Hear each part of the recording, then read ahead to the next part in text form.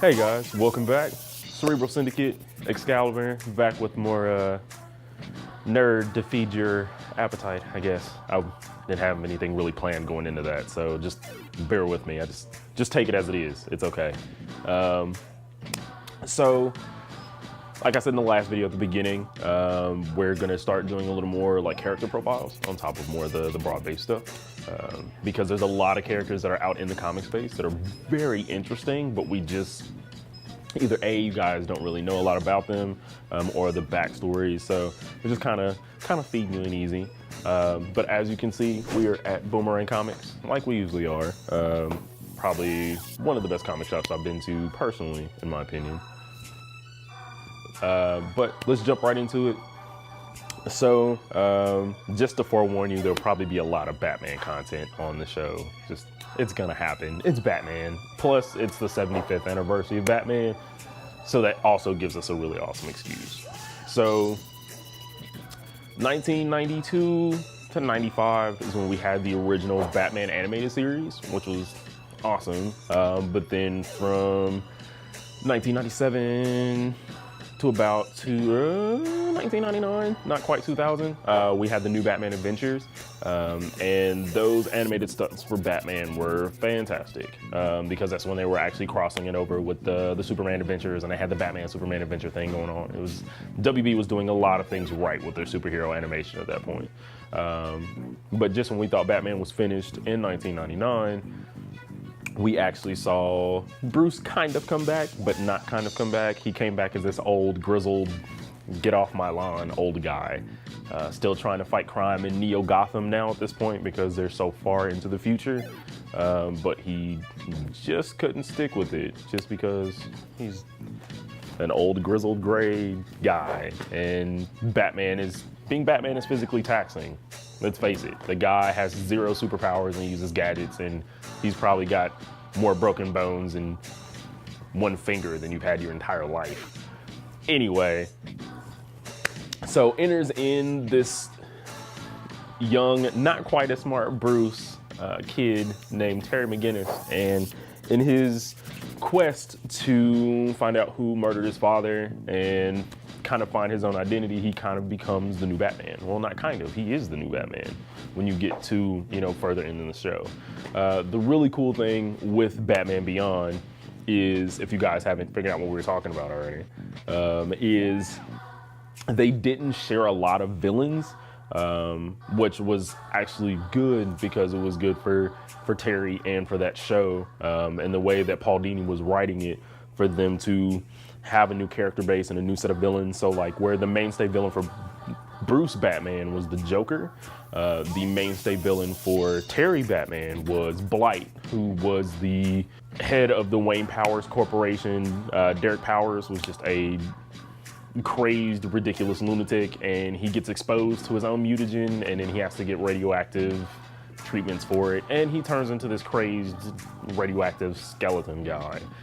But then you also had Ink the Assassin that was after Bruce and Terry on multiple occasions. And several other villains to go along where they just created really, really cool stuff. But they did share some villains in that time frame as well. Probably the coolest being Mr. Freeze. There was a couple episodes with Mr. Freeze, which was really cool. You also saw in that, I guess, kind of in the middle of that Beyond thing, they actually did like a Return of the Joker storyline, where it's both Bruce and Terry that were trying to deal with the new Joker, who was, interestingly enough, Tim Drake, and that was after they found out the Joker had been experimenting on him while he was a kid, and flips a switch, there you go, new crazy Joker, right?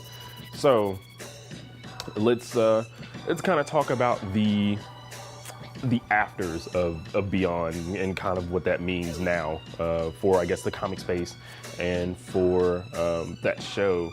The show itself got its definitive ending in Justice League Unlimited, where Terry is he's older. You see him, he's like this. Oh my God, he just kind of is not the awkward 17-year-old kid now. He's like 25, 30 something, and he's beefed up a lot, and he's been Batman for a good couple of years, and he's part of the new Justice League, and he finds out that Bruce is his father, basically, through weird future genetic experiments and circumstances that they tried to make him almost exactly like Bruce, but he just kind of got there on his own with the death of his father, and it kind of coming full circle and connecting back to the Bat thing. But it was really cool to see that series kind of beyond kind of getting ending, because a lot of superhero animated shows don't get a direct ending, and actually seeing that one get a direct ending and being crossed up with Justice League and stuff that was going on at that time, that was really cool. So let's kind of go back to the comics portion of it. They did do different sets of comics. Like the first set of Batman Beyond comics, they did followed more closely to the show because the show was going on at the time. But the 2012-2013 run of Batman Beyond was a little different. So it was actually meant to be after the show, so kind of after the events of the end of the third season. So Terry is continuing to be Batman, but he's running into new challenges. So you actually see this guy named the Joker King show up, who interestingly enough ends up being his girlfriend's brother. It's really weird. Just go with it. It's a great read, trust me. But then he also deals with the new Batgirl, and he also deals with a lot of the older Bat family coming back into the fold. So he deals with Barbara kind of coming back at a more advisory capacity. Tim Drake comes back. You have Dick Grayson come back, which is really cool. And the cool thing about Grayson is when you see him in the Batman Beyond comics, he's kind of like, looks like this old grizzled like CSI, like CIA kind of guy. Kind of looks like Nick Fury, has the gray and the eye patch and all that crazy stuff. Well, that actually kind of fits now, because the Grayson series that's coming up from DC 52 here in July, he's actually a secret agent. So just a little Easter egg for you, making connections. But besides that, you fast forward into Batman Beyond 2.0, and he's actually having to deal with the fact that Bruce isn't around, because Bruce finally passes in the comic books. And it's Terry trying to navigate this Batman thing, and him have this new Bat family around him to kind of help him figure this out. So it actually becomes a really cool Batman coming of age story, and it just trust me, again, read it. It's good. It's good.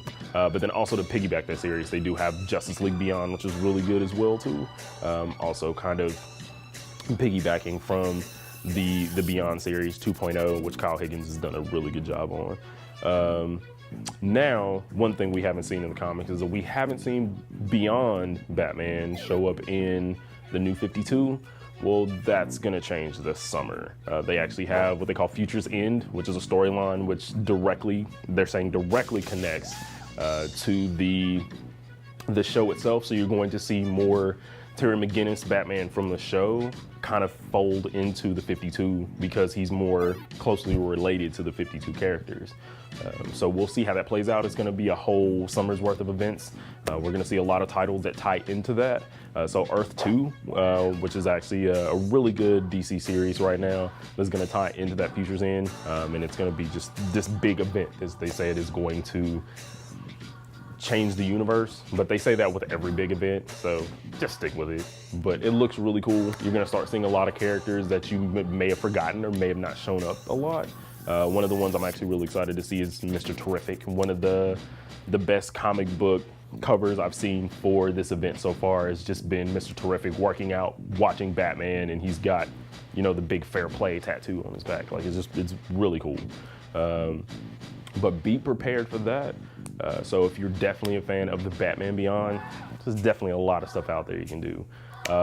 Definitely go read Batman Beyond 2.0 and the series right before that. Read Justice League Beyond. And then also, the original run of the series is on Netflix. All 3 seasons. You have no excuse. So all those people that say, oh, I want to watch Batman Beyond. Netflix, no excuse. 0. Actually, I'm going to go watch it again right now. We'll see you later, guys.